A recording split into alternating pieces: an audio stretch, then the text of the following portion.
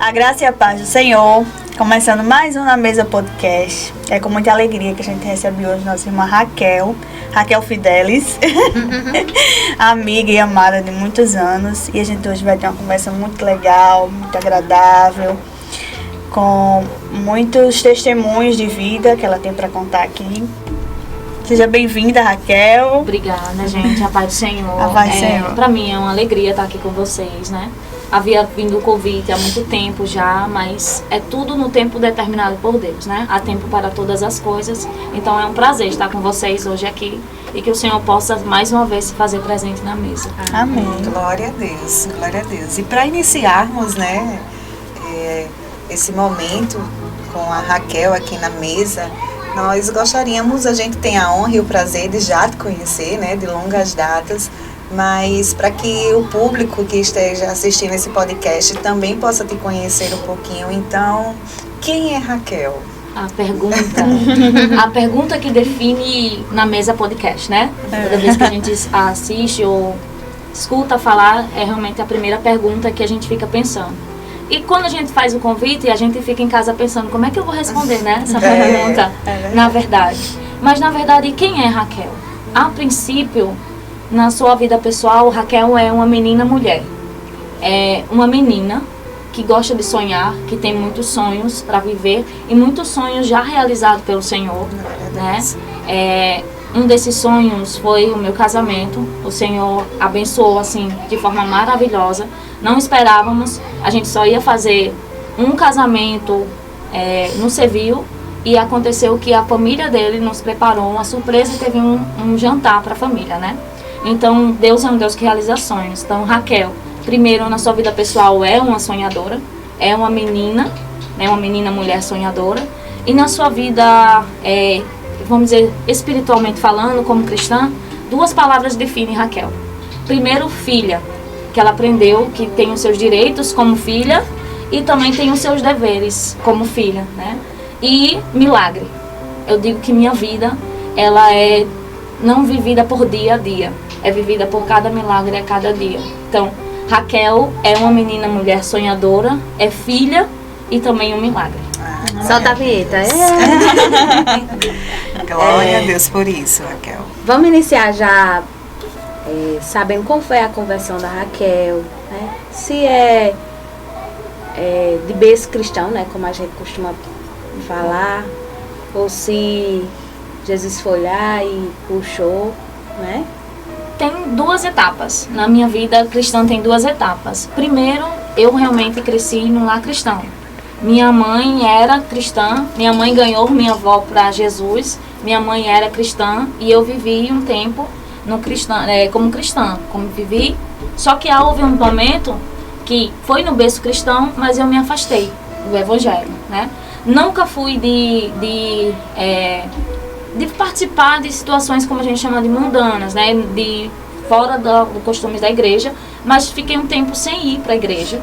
E aí eu voltei para Jesus em 2006 para 2007 eu voltei para Jesus. Foi quando eu conheci a Edjane, né? O Rinaldo. E foi quando eu voltei para Jesus e tive experiência, sim, com Deus. Uma dessas experiências foi dentro do meu quarto, na minha casa.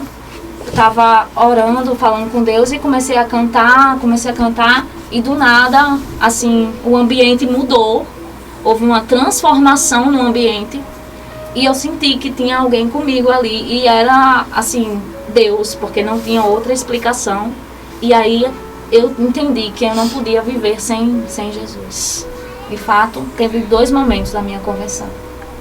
Por mais que a gente, né, nasce e cresce no berço cristão, mas sempre tem. É verdade. Né, aquele momento que a gente desperta, né? Aquele encontro. Aquele encontro, é verdade. É verdade. Glória a Deus por isso.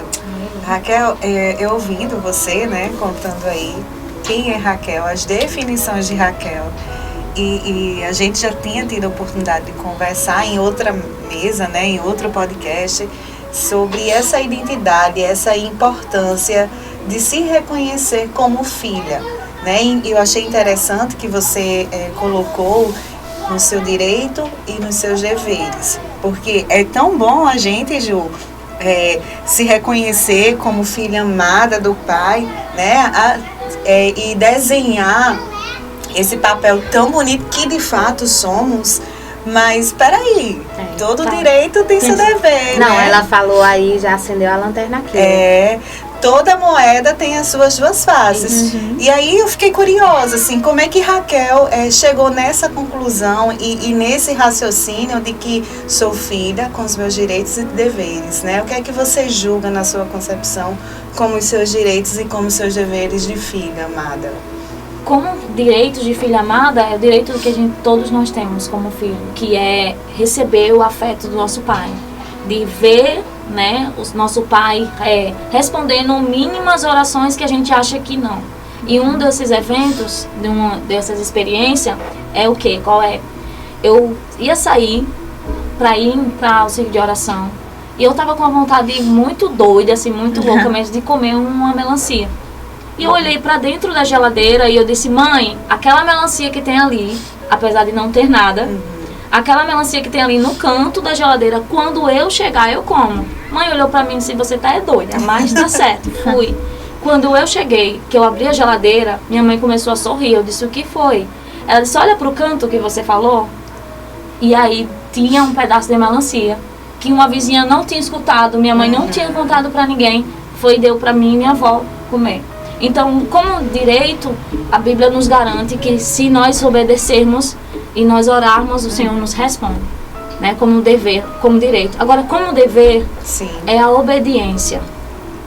Como filho, a gente deve obediência. E se eu não estou enganada, em Lucas vai dizer, e eu sempre costumo ler esse versículo, dizer assim: como é que você me chama Senhor, Senhor e não me obedece? Forte. E Malaquias 6,16 vai dizer assim: como eu sendo Senhor, vocês não me dão honra de Senhor, não me obedecem. E como eu sendo pai, cadê a minha honra?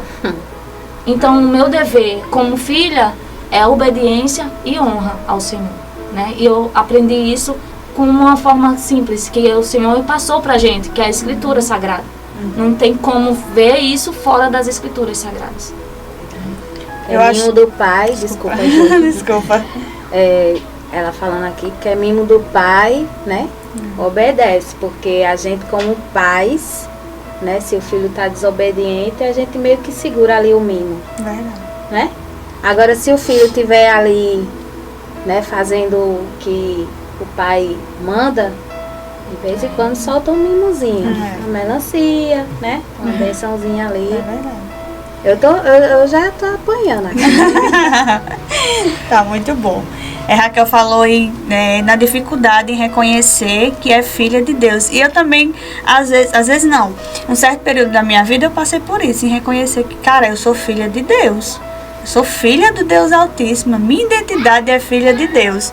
Mas isso às vezes é muito difícil pra gente, né? Mesmo que a gente tenha vindo, cresceu num ambiente cristão, eu praticamente sou crente de berço, né? Mas essa dificuldade de crescer num ambiente cristão, dentro da igreja, minha mãe dentro da igreja, minha família dentro da igreja, mas não tinha me despertado ainda de, sou filha de Deus, né? E Raquel, eu queria saber de você, como é que foi? Você disse que Deus, você fez um pedido, creu e confiou e Deus realizou. Mas foi nesse momento que você reconheceu que era filha de Deus, assim, foi o primeiro momento, o primeiro encontro, a primeira experiência que você teve? Não, na verdade a primeira experiência que eu tive, quando a Graciela esteve aqui com vocês, eu até comentei com a Jane a respeito de que a gente vê o cuidado de Deus nas mínimas coisas. Então, como pai, Deus cuida nos mínimos detalhes. Sim. Dá os mimos, mas há outros tipos também de cuidado do Senhor. E a gente teve uma experiência que foi eu, ela e Masaí. A gente estava descendo para uma escola, a gente estudava no Solidário, no Landim, e a gente estava descendo para a escola e a gente estava cantando um hino. E era um hino de Fernanda Brum, a gente estava cantando, louvando ao Senhor. Que quando a gente passa, tem a... Não sei se vocês conhecem ali, que tem a Igreja dos Mormons ali. Que quando a gente desce, quando a gente acaba de passar naquele cruzamento, 2 carros se chocam atrás. E a gente olha para trás e agradece ao Senhor pelo livramento. E a gente vê o cuidado de Deus ali. Sim. Mas eu consegui compreender e entender que eu sou filha no momento que o Senhor me visitou naquele quarto. No momento de comunhão com Sim. Deus. Teve essa experiência, mas foi no momento de comunhão que Deus fez a gente entender que era Sim. filho. Porque assim, acho que a gente só entende o cuidado de um pai com o filho. Eu não sou mãe, vocês já são, mas entende o cuidado do pai com o filho quando tá próximo dele, né? Sim. E é um amor tão lindo da mãe pelos filhos que Deus, ele não escolheu outro amor para comparar. Ele disse o quê? Se a mãe que amamenta esquecer, todavia eu jamais esquecerei. Fantástico. Então, eu sinto que eu sou filha através desse momento de comunhão com Deus. De que eu entendi assim, como é que um Deus tão soberano, tão maravilhoso, decide descer e ter um momento assim comigo. Um momento que mesmo sem falar nada, você sabe que ele tá ali e você se derrete. Então, ali foi um momento de eu entender que era filha. Constrange de amor, né? Constrange de amor. Né? Aquele momento que a gente, tipo, soberano, né? O Deus Todo-Poderoso. E aí você sentir a presença e sentir o amor é um constrangimento gostoso. Um constrangimento gostoso. Podemos nem chamar de constrangimento, né? Porque geralmente quando a gente fala de constrangimento, leva uma palavra não tão, como é o nome? Agradável. Mas eu falo constrangimento no sentido assim, porque nossa mente E não humana merecer, entende, nós né? como humanos, Não entendemos. se a gente for olhar, né, pelas nossas ações, A gente diz assim, nem precisa não venha, porque eu vou me envergonhar, né? mas ele não olha para isso, né? É verdade. É verdade. Amém. Raquel, na sua abertura também, né, quando você fala, e aí a gente já conseguiu explorar um pouquinho mais sobre essa questão de filha, e quando Edjane me falou, né, vamos pra mesa, a Stephanie vai estar lá, eu trouxe na minha memória os momentos em que eu tive a oportunidade de estar com você, mesmo que de forma indireta, né, e eu me lembro muito bem em um retiro de jovens, né, da Igreja Sudoeste, que nós participamos, em Muriú, não sei, nem me atrevo a dizer em que ano foi, Não. gente. E aí eu lembro que nesse retiro, né, retiro de jovens, gente, jovem que, apesar dos meninos terem a consciência de que você tá ali em um momento espiritual, né, de busca a Deus, mas sempre tem aquela questão da competitividade, né, das gincanas, então jovem toda aquela sua euforia. E eu lembro que todos os dias pela manhã tinha um devocional. E era impressionante que Raquel, ela já acordava com a Bíblia na mão. E eu ficava observando, né? Porque é diferente, era diferente o seu Não é o posicionamento, habitual. não é o habitual. E Raquel sempre naquela situação de Bíblia na mão, de estar buscando, de ser uma jovem compenetrada, entendendo o que queria para a sua vida espiritual. E já existia a maturidade desde aquela época, né? E nesse sentido, eu creio que a história da melancia já é um milagre, mas a gente sabe que você tem muito mais testemunhos para contar nesta mesa. E eu não queria desperdiçar esse tempo. Então, assim, dos milagres que Deus já lhe deu a oportunidade de sentir, de receber, qual desses que mais destaca na tua história? Aí você conta aí do zero, por favor. Vamos do zero. Então, exatamente, eu estava falando pra Jane exatamente há 26 anos e 3 meses. Eu fiz o cálculo, né? E eu tinha 2 anos e 6 meses de idade quando minha mãe trabalhava. Minha mãe trabalhava fora de casa para sustentar a mim e ela estava grávida do meu irmão, o Lucas. E a minha mãe foi trabalhar e minha avó ficava comigo, tomava conta de mim. Só que minha avó não é alfabetizada. E aí minha avó viu que eu estava sentindo uma dor de cabeça, reclamei, estava passando mal, comecei a sentir febre. Ela me deu um remédio chamado Belalgin. Esse remédio ele é contraindicado para crianças com 5 anos. Não pode dar. Até criança menor de 5 anos não E pode você dar. só tinha 2 anos? 2 anos e 6 meses. Então minha avó me deu esse remédio. E esse remédio desencadeou em mim um taquicardia. Eu fui parar no hospital com meu coração 300 por minuto. Ao chegar no hospital, Deus. ligaram para minha mãe e disseram assim: Alda, vem pro hospital porque a tua filha tá passando mal. Ao chegar no Santa Catarina, ela se deparou com 5 médicos em cima de mim. E esses 5 médicos estavam me examinando e uma das médicas chegou até ela e disse: olha, mãe, a senhora precisa ser forte. Viu o estado da minha mãe grávida, a senhora precisa ser forte porque a situação da sua filha é complicada. Se ela sair dessa situação, ela tem que ser uma criança totalmente neutra. Ela não pode ter nenhum tipo de emoção. Nada, nada, nada. Minha mãe disseram que me levaram para o eletrocardiograma. E nesse momento foi o primeiro momento que Deus me deu um livramento lá dentro, Rayane. Porque o escapezinho do soro, ele ia envergando dentro da minha veia. E uma das médicas viu e tirou e trocou. E Deus não permitiu que isso acontecesse. Nesse momento me levaram para lá, me levaram para dentro da sala da UTI de adultos. Porque não tinha atendimento para mim na pediatria infantil, na UTI infantil. Me levaram para a UTI de adultos. Me colocaram vários aparelhos. Minha mãe disse que eu estava com as unhas roxas, com o corpo roxo, tudo roxo. E o médico disse assim: olha, mãe, se ela chegar a ter 100 por minuto, o coração dela, eu libero ela para casa. Então minha mãe olhou para ele e disse assim: doutor, e qual é o normal? O normal é 60 por minuto. E aí ela disse: está em 360 por minuto, se liberar em 100 para casa. Ela disse que nesse exato momento, Rayane, ela baixa a cabeça assim, no leito da cama, baixa a cabeça e faz uma oração. Ela disse, já. ela faz uma oração, ela disse: Deus, se o Senhor for tirar a minha filha, o Senhor conforte meu coração. Mas se o Senhor não for, eu não vou permitir que ela viva nada mundano. Eu olhei para minha mãe depois que ela me contou e disse: a senhora teve muita coragem. Pense na coragem que a senhora teve, porque se eu quisesse. Sim. Só que minha mãe falou assim para mim: Raquel, Deus já sabia. Deus já sabia quem ia ser você na trajetória. Então ele permitiu esse acontecimento para que eu não impedisse a sua trajetória. Então aconteceu que quando ela fez essa oração, sua mãe conhecia Cristo? Conhecia. Infelizmente hoje está só pela graça, mas a gente ora e o Senhor vai chegar. Sim. E ela disse que nesse momento que ela viu essa oração, ela estava com a cabeça baixa, ela viu um vestido passando. E esse vestido brilhava muito mais do que uma lâmpada fluorescente. Que quando ela levantou, eu estava sonolenta, porque de meia em meia hora, isso ela disse que de 11 horas da noite até 2 horas da manhã, estavam injetando remédios na minha veia. De meia em meia hora, e o coração não regularizava. Ela disse que viu esse ser passando, que quando ela levantou a cabeça, ele passou a mão assim, como se tivesse um imã, e me levantando. Que quando ela foi olhar para onde ele tinha ido, eu chamei a atenção dela, disse: mãe, eu quero ir para casa apontar a Bobó, porque 2 anos, 6 meses, e eu vivia com minha avó. Que quando ela foi ver, ela disse: calma, mãe, calma, porque eu estava brincando com os aparelhos. Ela foi na sala do médico.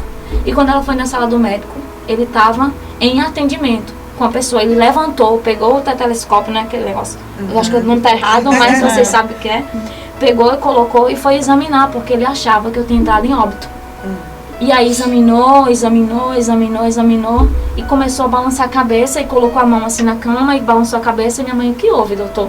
Ele disse: eu não entendo. Era injetado de meia em meia hora um remédio na veia de sua filha e não se regularizava. E agora, do nada, o coração dela está a 60 por minuto. E a minha mãe chegou para ele e disse: doutor, eu queria até perguntar, porque veio um médico aqui, passou a mão sobre ela. Quando eu fui chamar esse médico, ela me chamou a atenção. O doutor olhou para ela e disse: mãe, o único médico de plantão sou eu. Então, você já imagina que minha mãe Minha mãe já sentiu que algo tinha acontecido. Ela disse que o médico me liberou e falou que eu não poderia ter todo tipo de emoção. Eu não poderia tomar todo tipo de medicação. De pirona, por exemplo, poderia desenvolver de novo. E eu não poderia tomar todo tipo de anestesia. E aí, com isso, 30 dias depois, eu voltei a ter um novo problema cardíaco. Voltei para o médico. Quando eles fizeram a bateria de exames, eu até hoje procuro. Eu disse: mãe, como é que a senhora perdeu esses exames? Porque a gente precisa mostrar para as pessoas que não creem, né? Sim. E eu fui na Santa Catarina, mas 26 anos atrás é complicado demais encontrar. E ela disse que fez os exames. E quando fez os exames, deu tudo normal. Normalizou. E aí, toda vez que a gente ia, aconteceu um episódio esse ano. Dia 29 de junho, eu caí, né? Quebrei o braço, tenho algumas cicatrizes aqui.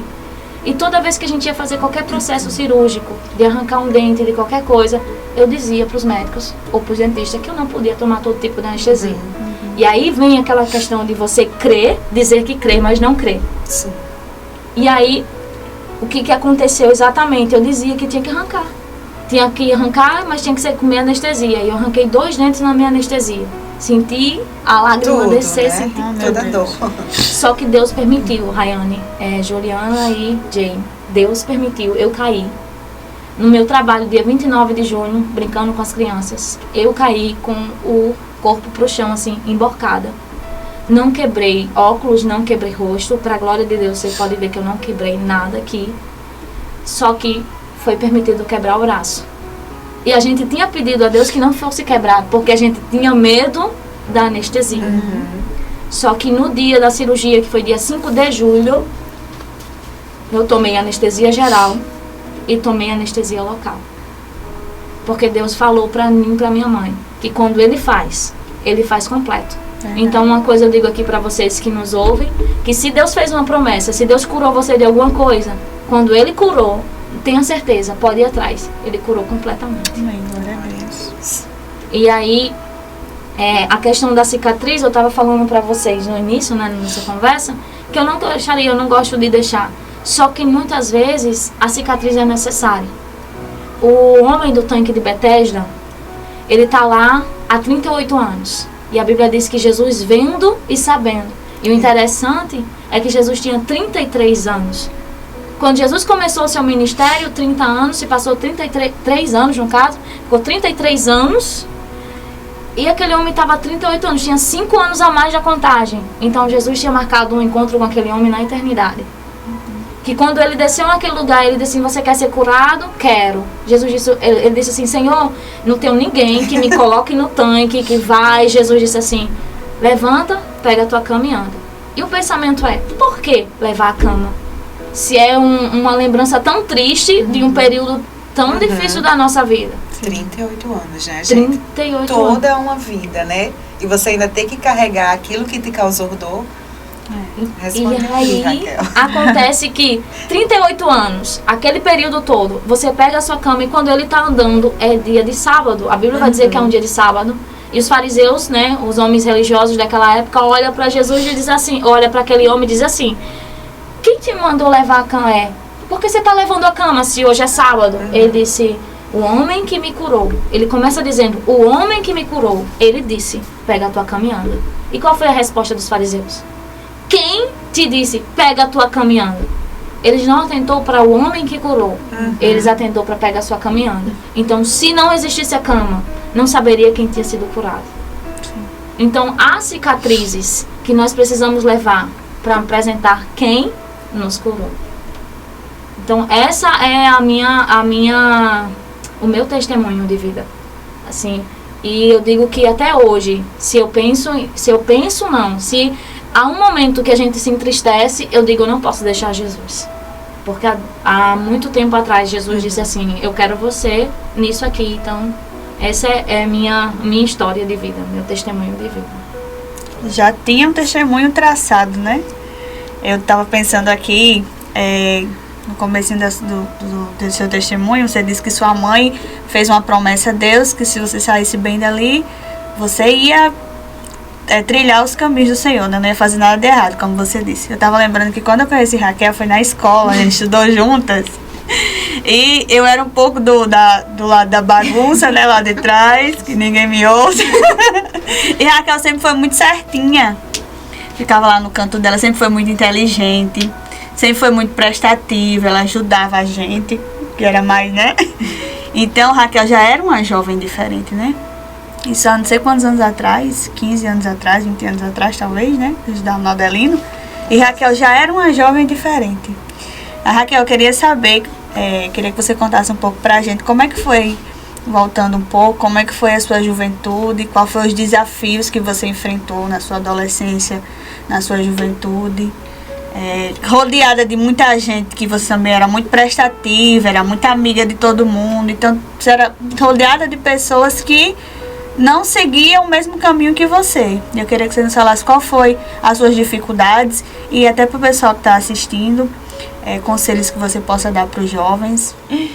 Falando um pouco sobre a minha juventude, eu acredito assim, tem uma história que me marca, e eu falei até pra Graciela, se tu escapou de falar isso aí, porque eu tive muito assim, muito contato com a Graciele, com a Mazaí, a gente sempre viveu muito unido, né, desde a nossa mocidade, assim. É como eu falei, nos desafios da igreja, é muito mais desafiante você permanecer nos caminhos do que você sair e retornar. Porque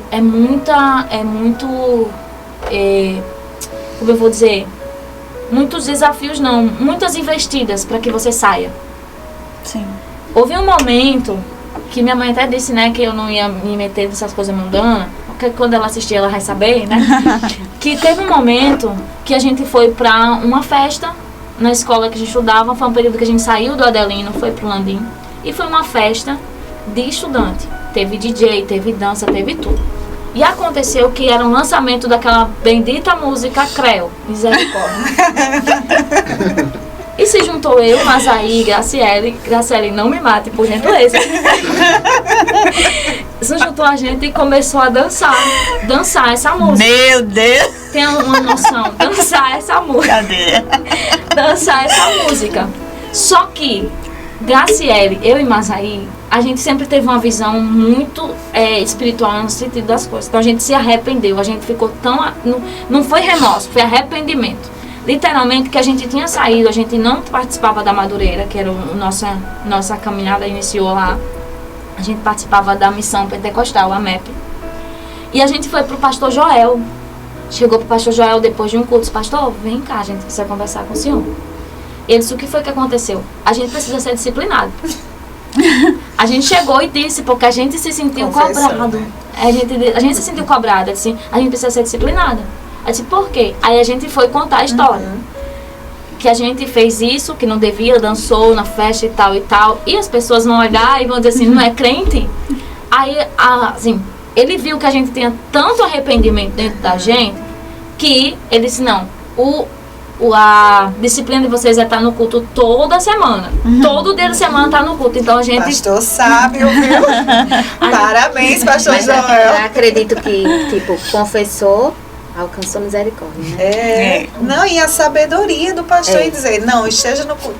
Todos também os cultos, tipo... uma forma de trazer ainda mais para perto. Pronto. E aí, assim, eu não tive momentos de se afastar nesse sentido, de querer me envolver com coisas mundanas, não. Foi esse único momento de vacilo que a gente deu, que a gente foi na onda né? dos amigos. Mas a gente tem que tomar cuidado. Por quê? Porque dentro da igreja também existem situações assim. Existem amigos que não são amigos. Que são aqueles que querem induzir a gente por caminhos errados. Existem retiros de mocidade que a gente sabia que jovens se reuniam para ficar com jovens. Teve muita pedido? Teve muita coisa assim, vamos. Aí, o que vem para você? Quando diz assim, você é muito quadrada. Ou você é muito... É uma palavra... Santarrona, você é muito Santarrona. Não, eu sou separada. Então era muito isso. Muito isso. E na minha vida toda, que você comentou, Rayane, que toda vez que você me via acordar, eu pegava a minha Bíblia, foi minha vida toda assim. Porque eu entendia que minha vida tem que estar nos preceitos da palavra do Senhor. Mesmo jovem, na minha maturidade, começando a minha maturidade cristã, eu entendia isso. Então, dentro da própria casa do Senhor, por exemplo, dentro do palácio do rei Davi, tinha um amigo, né, do filho dele, que disse assim, não, olha, você disse que finge que está doente, chama a sua irmã, e viu o que aconteceu. Uma tragédia dentro da casa. Então a gente precisa vigiar, porque as más conversações destroem as boas conversações. Né? Então, eu acho que só tem uma trajetória de alguns testemunhos a respeito disso. Não lembro de nenhum momento que eu me afastei. Fugia muito. Essa daqui é testemunha viva. Eu via o esposo do DJ vindo, o Rinaldo vindo lá no canto, eu entrava numa rua para não se deparar com ele. quando eu fiquei um tempo sem estar na casa do Senhor, mas não afastada do Senhor. Sem ir para a igreja, mas não afastada. Sem congregar. Sem congregar. Então, quando eu via de longe, eu já... Porque eu sabia. Ceava. Eu sabia o que Deus tinha. E muitas vezes a gente foge do que Deus tem para nós, né? Mas eu sabia. Então, assim, é muito gratificante ver Deus trabalhando, né, na vida da pessoa. Verdade. Mas aí, ela falando aí, mas aí, Graciela, e eu pensando aqui, eu digo, meu Deus, né? A gente... Deus é fiel, né? Graças a Deus pela vida dessas meninas que a gente viu novinha, né? Começando, iniciando a caminhada com Cristo. E hoje todas casadas. E Deus tem isso para o filho obediente, né? Aquele que segue os princípios, aquela jovem que renuncia a sua carne, porque não é fácil, né? E ninguém aqui tá montando Raquel mesmo tá de exemplo aí, mostrando que é para todo mundo que vem a tentação, né? Sobre todo mundo. Não é fácil, não existe mas para quem é da igreja já desde criança é mais fácil. Não, a tentação vem, né? No entanto que, desculpa, Jane, no entanto que assim, quem já provou e vai pra igreja, já provou o que tem que provar. Mas quem nunca provou? Eu penso assim também, que A eu acho que é mais curiosidade. tentador, porque, Eu também. né, a curiosidade, Sim, é. né, eu acho que é mais tentador. Ver todo mundo fazendo e dizer, Não. eu queria ver como é. Pois é. Nem que seja lá no fundo do coração, vai querer provar um pouquinho também. Às vezes, eu sinto como que sou assim, mas quem nasceu no evangelho é mais fácil a caminhada, né? De forma nenhuma. Mas se for olhar por esse ângulo, não é fácil pra ninguém, Não. né? Batalha espiritual, guerra espiritual, ela é injusta sempre. É carne, né? Verdade. E espírito. Aí você vai guerrear carne com espírito? Não tem como. Não tem como. Né? É batalha perdida, né? Agora a Raquel é um exemplo aí pra quem tá assistindo, né? Graciele, que passou por aqui, mas aí que a maioria, né, das pessoas que nos conhecem acompanha, e quem não conhece nesse dia vai conhecer. De meninas que caminharam com Cristo, obedeceram a palavra, obedeceram ao Pai, continuam obedecendo, continuam firme, né? Meninas novas, mas que aí Deus tem honrado, tem dado casamento, tem dado família, né? Tem dado um ministério na igreja, né? Tem trabalhado para o Senhor, e o que Deus tem para o jovem que renuncia é isso. Verdade. É prosperidade, né, na família, e não prosperidade de dinheiro, porque isso é prosperidade, é você olhar para uma menina e ver a história dela e você ver que ela evoluiu espiritualmente, né? É gratificante e fortalece a nossa fé também, né? A nossa mesa hoje é sobre milagres, né? E Deus nos falou aqui, nos ativou a fé sobre o que Deus trabalhou na vida de Raquel, né? Através dos milagres. Eu sou regozijada. Glória a Deus, glória a Deus. Pegando o gancho aí da fala de Edgene, né? Conhecer um pouquinho também, Raquel, da sua visão em relação ao reino, né? Entender também, a gente conhece a tua trajetória até aqui com Cristo. Quem não conheceu teve a oportunidade agora, né, de conhecer. Mas entender melhor também essa tua visão relacionada a reino e para a tua vida ministerial, né? Eu sei que os planos do Senhor, eles sempre são os melhores que os nossos. Mas Deus é tão bom, a graça dele é tão surpreendente, que ele nos permite também projetar as nossas vidas, né? E particularmente sempre que acontece algo que eu estou planejando para a minha vida, projetando, às vezes sonhando, eu costumo dizer assim, meu Deus, e se não for da vontade do Senhor? E bom que seja, né, em concordância os meus planos, os meus projetos com aquilo que o Senhor tem para as nossas vidas. E que se não for, que a gente possa ter a maturidade e o entendimento de saber que a visão do Senhor vai muito além do que a nossa, que os planos dele são melhores para as nossas vidas e são planos de paz e não de morte. E que coisa melhor do que paz? Paz em meio à guerra, gente, só Deus que dá. A paz que excede o todo entendimento, Só Deus. só Deus que dá. Então, assim, o que é que você tem de visão de reino e o que é que você projeta para a sua vida no reino? No reino. Você falando aí, Rayane, que a gente muitas vezes pergunta assim, se é da vontade de Deus. E me veio à memória, quem conhece a minha vida, a minha trajetória, antes de fazer a resposta, responder essa pergunta, tem uma pessoa, a Luana, vocês conhecem a Luana, né, que foi líder de gesto de vocês. E a Luana, ela dizia assim pra mim, Raquel, eu tinha uma agonia de estar perto de você. Eu disse, agora por quê, Luana? Porque de 100 palavras que tu falava, 99 era Deus. E uma tu falava alguma coisa fora do comum. E isso me incomodava. Só que hoje eu entendo por que você fazia isso. E isso me alegrou muito. Então, pra minha vida ministerial, eu quero ser, como eu vou dizer, exemplo. Eu quero que pessoas olhem pra mim e eu quero imitar a Cristo. Você quer ser uma referência. Isso. E isso há muito tempo, assim, me incomodou, na verdade. Teve um período que me incomodou, porque eu dizia assim, cara, eu não posso nem olhar torto, nem olhar pro lado, porque todo mundo que olha pra Raquel diz assim, faça igual a ela, seja ela, siga ela. E isso me incomodava. Que às vezes, né, desculpa, mas Não, eu imagino que ser referência também é pesado, né? Ser referência... Porque a gente tem os nossos momentos, né, de fragilidade. E aí, em algum momento, a gente não quer, né, esse peso, entre aspas, né? Então, assim, eu fiquei perguntando a Deus muito alguns dias, porque assim, eu pensava que meu ministério era a palavra. Agora... Porque eu tinha muito entendimento dentro da palavra, eu gosto muito de estudar a palavra. Sim. E quem me conhece sabe. Você já comentou um exemplo, né, um momento disso. Mas aí eu pensei, uma vez eu vi um versículo que assim, ide por todo mundo e pregar o evangelho a toda criatura. Então eu parei e pensei, pregar é para todo mundo. Então o meu ministério não pode ser pregação. Porque pregar é para todo mundo. E eu fiquei me questionando, eu disse, Senhor, então qual é o meu ministério? Não pode ser a palavra, porque pregar é para todo mundo.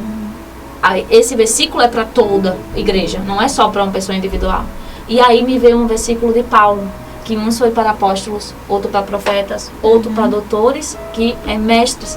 E aí eu vi na minha profissão, que Deus me permitiu me formar para professora de matemática, para a glória de Deus. Na minha profissão eu vi o quê? O ensino. E eu posso usar o ensino da palavra. Eu posso usar o que eu aprendi no ensino da palavra. Então, o que eu vejo para o meu ministério é aperfeiçoar o que o Senhor colocou nas minhas mãos, para que eu venha alcançar vidas. O Senhor tem feito arder em meu coração vidas. Eu tenho desejado vidas. A gente tem estado lá em Extremóis e a minha oração para o Senhor é, Deus, me dá Extremóis. Começa pela rua Cedro, começa pelo Santos Dumont, mas me dá Extremóis. Então, o que tem ardido o meu coração é vidas naquele lugar. Porque alguns são para longe, outros são para perto. Eu acredito que eu não sou para longe, eu acredito que eu sou para perto. Mas o que eu queria dizer no início, e interessante que eu tentei forçar, mas Deus me fez a lembrar agora, quando você falou de tá nos desejos de Deus, né? Tá na vontade de Deus. Em Salmos 37:4 vai dizer, deleita-te no Senhor e Ele concederá o desejo do teu coração.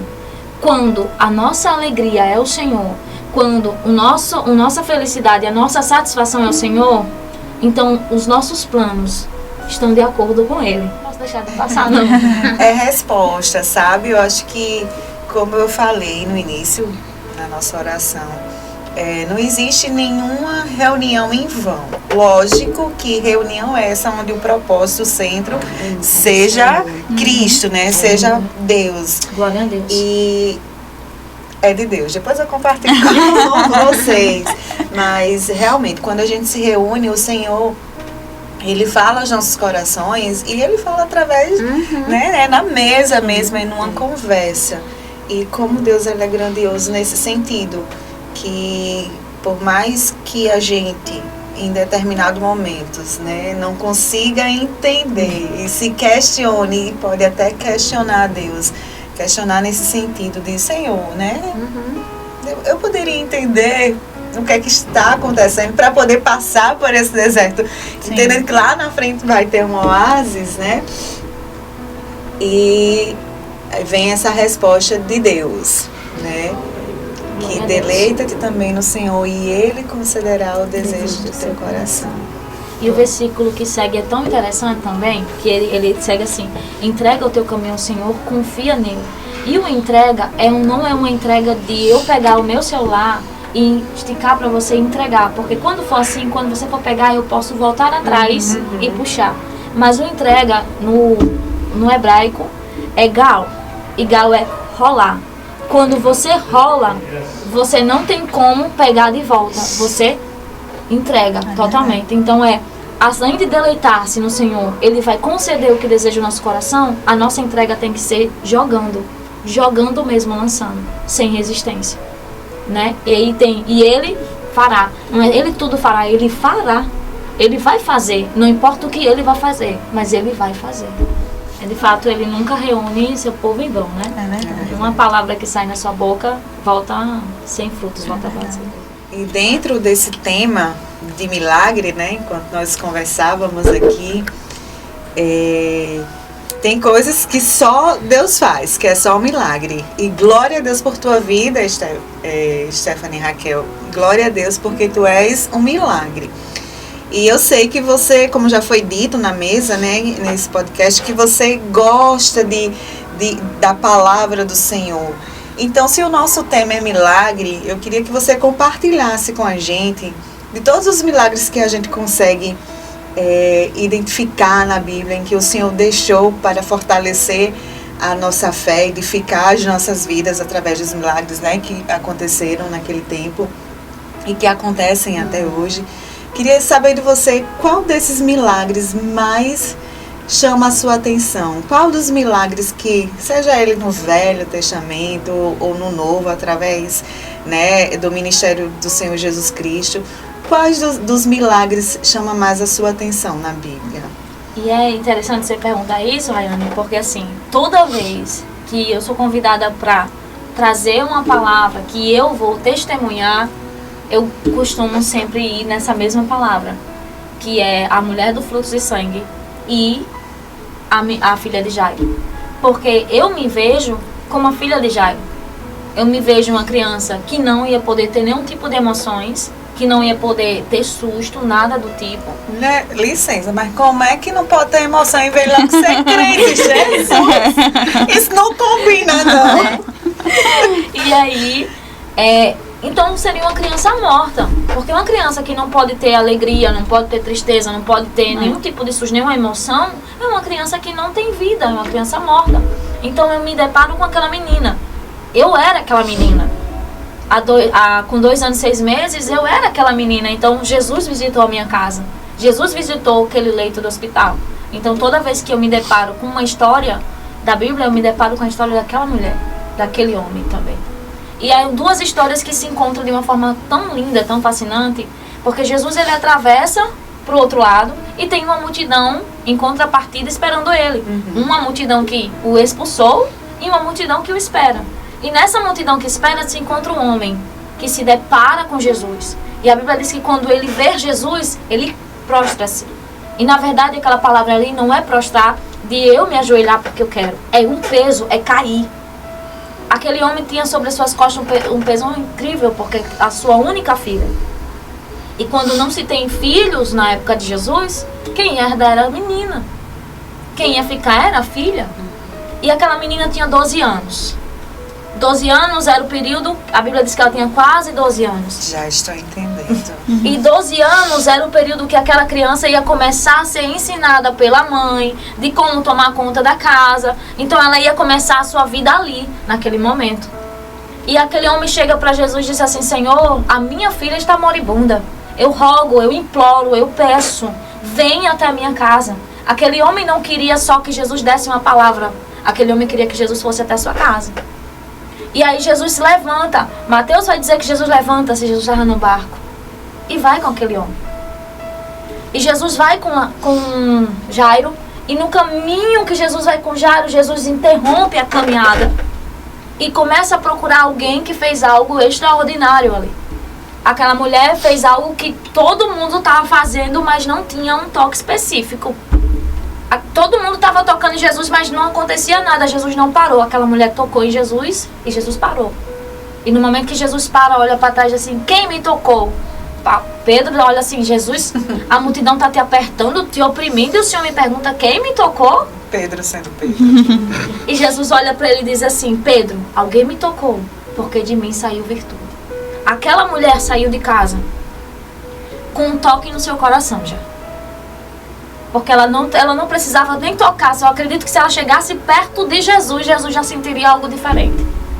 Porque ao tocar na orla, a orla era uma borda que tinha, e era tipo uma franjinha que a gente deixa pronto, esse fiapozinho aqui. Era tipo uma franjinha que ficava. Aquela mulher tocou nessa franjinha. Rayane, se eu tocar aqui, Jane, ela tá andando, ela sente. Mas tocar numa franja, como é que você sentiria isso? Simplesmente porque ela já tocou Jesus em casa.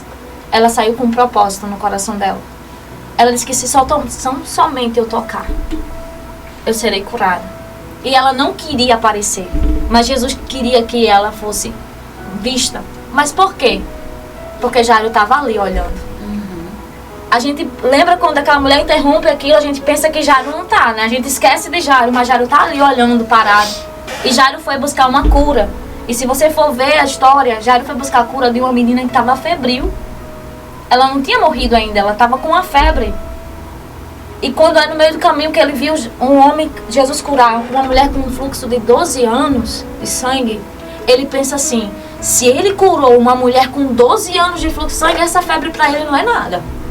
Então a fé de Jairo foi igual a nossa, num pique que a gente vê assim, Deus fazendo milagre aqui, Deus fazendo milagre ali, a gente vê, eita, então para mim esse daqui não é nada. E a fé dele foi lá em cima. E do nada, a fé dele lá em cima, alguém chega e diz assim,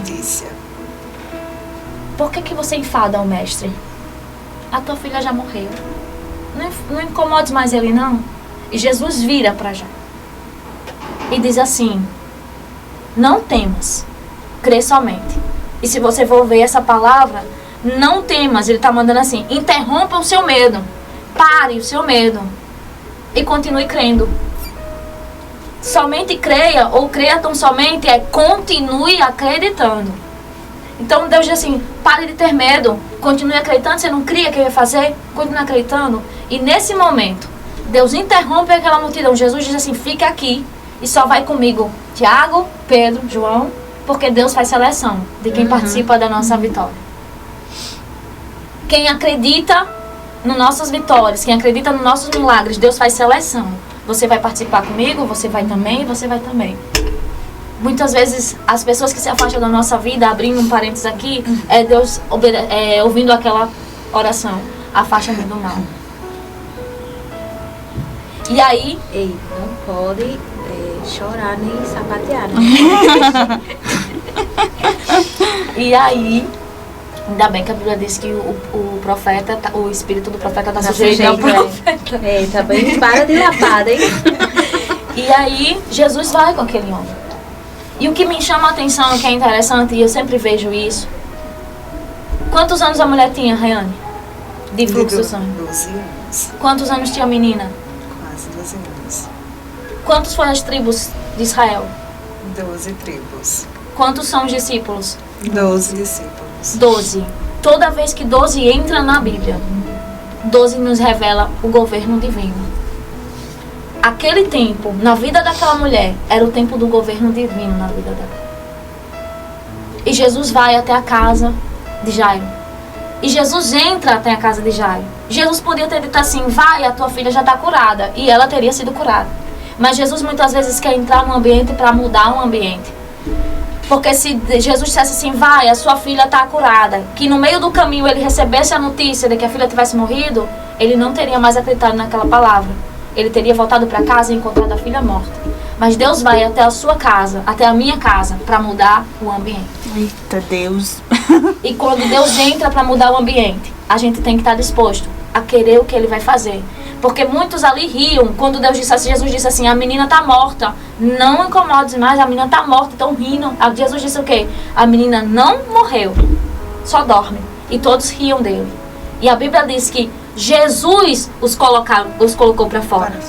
Se você convidou Jesus para ir para sua casa, se prepare que ele vai colocar coisa para fora que você não esperava. Ele vai colocar coisa para fora, vai ter mudança no seu ambiente. E Jesus entra aonde a menina tá. Quem conhecia a casa era Jairo. Mas Jesus vai aonde a menina tá. E Jesus toca na menina. Jesus podia ter chegado lá e disse assim, Talita, come. Ou, menina, te digo, levanta. Jesus não fez isso. Ele lembrou do que Jairo disse. Senhor, vai, põe a mão sobre ela. Porque muitas vezes, abrindo um parênteses aqui, Jesus sabia da cura do cego. Jesus sabia o que Bartimeu precisava. Mas Jesus diz, o que queres que eu te faça? Muitas vezes Jesus quer ouvir de nós o que nós queremos que ele faça. E ele tem prazer de nos atender, estando dentro do centro da vontade dele. E aquela menina levantou e comeu, que já tinha quase 12 anos. Então toda vez que eu lembro de milagre, eu me deparo com a história daquela menina, que não tinha nome, nem ela nem a mulher, mas que foi mencionada para nos lembrar que Deus, ele ainda é um Deus que opera milagres. Fez no passado e ainda faz hoje. Amém, glória a Deus. Interessante é que Jairo e a mulher do fluxo de sangue, eles queriam provar daquilo que eles ouviam falar, né? Eles ouviam falar que estava passando um homem ali, tinha uma multidão, mas eles queriam provar. E é de Deus, purinho. E enquanto Raquel falava, né, sobre o toque da mulher, é interessante, eu fiquei aqui refletindo, porque hoje, se você me perguntar, talvez se eu perguntar a Ju, o que você quer mais na vida? Eu quero sentir a presença de Deus, eu quero sentir Deus, né? Quero ser alcançado, eu quero ser visto. E às vezes nós fazemos orações, eu vou falar por mim mesma, né? Talvez você em casa aí também se veja nisso que eu vou dizer. E a gente faz orações em que muitas vezes não são respondidas, né? Mas enquanto você mencionava, né, que a mulher do fluxo de sangue, ela já determinou qual seria a trajetória dela. E se ela diz tão somente, ou seja, é algo assim minúsculo, né? Se porventura eu conseguir alcançar, ficarei curada. E Deus me trazia à memória a questão dos propósitos, né? A gente anseia tanto, e isso pode nem vir de nós mesmos, é a nossa alma, porque nós somos criados para o louvor da glória de Deus. E a nossa alma, ela anseia tanto, nosso ser anseia tanto por Jesus, né? Por essa presença que preenche todo espaço, que cura toda ferida, que por mais que tenha cicatriz, mas ali é para mencionar e para que as pessoas possam enxergar o milagre de Deus na sua vida. Às vezes a gente vive essa vida ou faz essas orações sem essas determinações, sem esses propósitos. E eles se tornam vão. Se tornam apenas projeções. Devemos ser intencionais. Disse tudo. Devemos ser intencionais. Impossível a gente alcançar o Senhor sem a entrega total e sem essa intenção de querer alcançá-lo, né? E é muito forte, eu falo para você, mas tá cortando aqui, porque é muito fácil a gente estar num ambiente, né, na igreja, naquele ambiente de louvor, de adoração, e a gente alcançar a presença do Senhor, porque a gente está envolvido naquele cenário. E no dia a dia, como é que a gente... Como é no seu secreto, né? Na verdade, como é que é no seu secreto? Porque muitas vezes é muito no emocional, no emocionalismo. Porque tem louvor, porque tem gente ali, gente... É um ambiente que te leva àquilo, né? Isso. Mas como é que é o seu ambiente na sua casa, né? Na verdade. Na verdade, a gente tem que ter na nossa casa um ambiente que é na igreja. E você me fez lembrar da história de Abraão. Abraão, quando Deus pediu a ele o seu único filho, ninguém precisava saber daquela informação ali. Ninguém precisava saber que Abraão ia sacrificar o seu filho. Mas Abraão levou seus servos. Por quê? Por que Abraão levou seus servos? Porque o fogo era aceso em casa.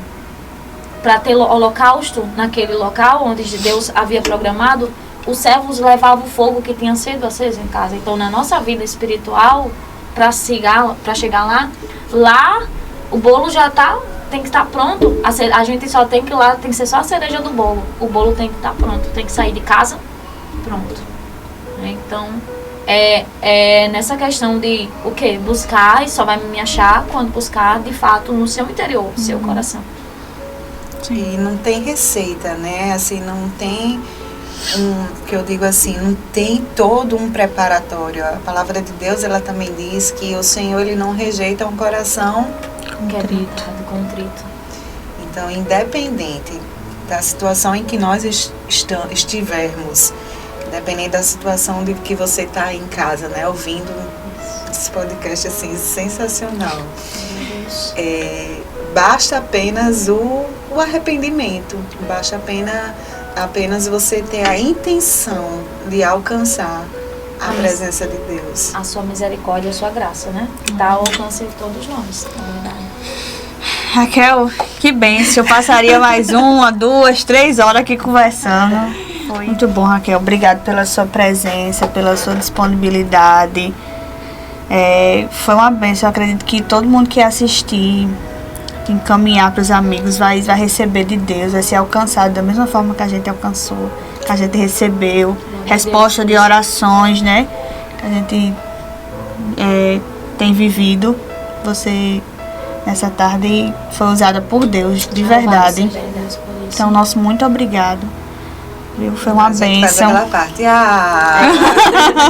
Eu que agradeço. De fato, assim, já tem um tempo que a gente tinha se programado para estar aqui, né? Sim. Só que o nosso tempo nunca é o tempo de Deus, né? Verdade. A gente se programa, vem, não, vai dar certo esse, não deu, não vai dar certo, não deu, não vai dar certo. Mas é tudo no tempo de Deus. E no tempo de Deus é o tempo da resposta, né?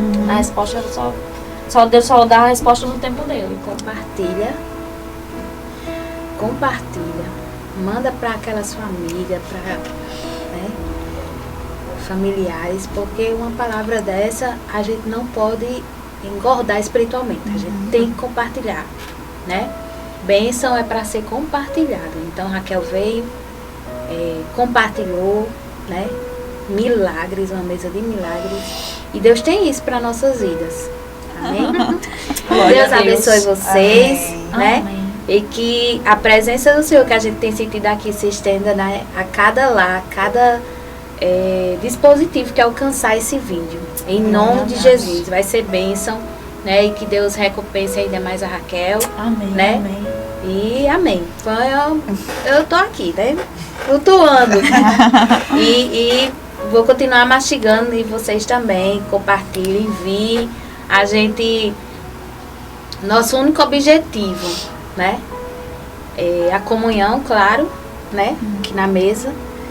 Que isso já é a bênção da parte de Deus para nós, mas alcançar vidas para a honra e glória do nome de Jesus. Aleluia. Glória a Deus. Então, glória a Deus.